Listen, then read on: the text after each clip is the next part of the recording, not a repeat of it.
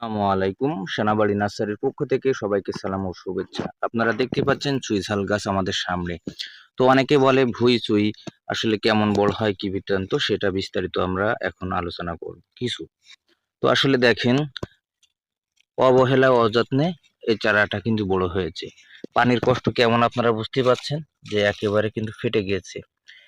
পানিতে যে পরিমাণ পানি দেওয়ার কথা সেটা দেওয়া হয় নাই, এবং অতিরিক্ত খরা, তারপরেও কিন্তু গাছের চেহারা দেখেন, মাশাআল্লাহ খুব সুন্দর। তো দেখেন এই যে এদিকেও আছে, এদিকেও আছে। তো দেখেন এই যে নিচের থেকে কত বড় হয়েছে। এই যে আপনারা নিচের দিকে তাকালে বুঝতে পারবেন যে আসলে কেমন বড় হয়। তো আসলে গিচো চুই আর ভুঁই চুই আপনারা বলেন, সেটা আজকে আপনারা প্রুফ দিচ্ছি।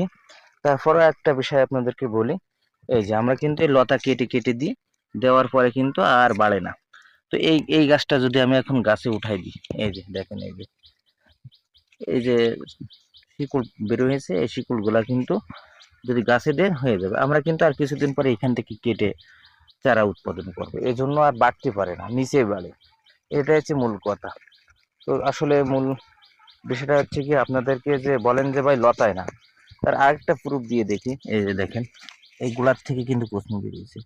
এই যে এই গাছটা কিন্তু লতায় গেছে। এই যে এটা যদি যে কোনো এক গাছে ধরাই দেন বা বান করে দেন, অতি তাড়াতাড়ি কিন্তু ওখানে চলে যাবে। তো এই দেখেন, এখানেও বেশ মোটা হয়েছে। আপনারা বুঝতেই পারতেছেন অবহেলা অযত্নে কেমন বড় হয়। তো অনেকে বলেন যে ভাই, চুই ঝাল গাছ কেন মারা যায় বা মরে যায়। তো আসলে অতিরিক্ত পানির চাপে মারা যায়, এবং পোকা লাগে সেজন্য মরে যায়, বা পোস্লা লাগে। মাঝে মাঝে অ্যামস্টেপটপ দিলেও আপনাদের এটা থেকে আপনারা রেহাই পেতে পারেন।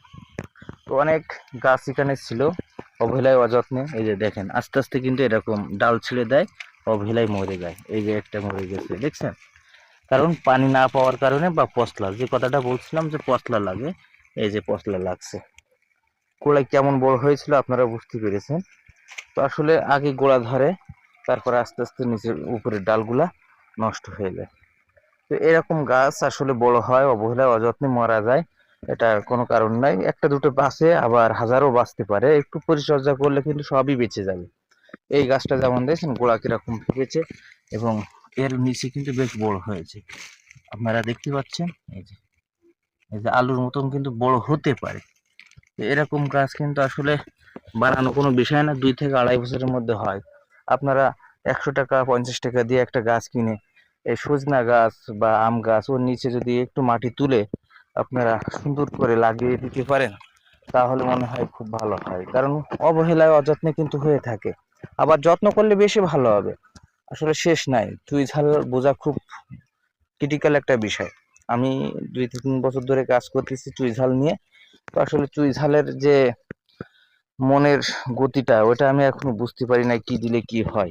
এজন্য আসলে খুব আপসেট আছি। তারপর যেটা বেঁচে যায় ভাই আর মরে না, আর যেটা মরে সেটা বাঁচানো যায় না।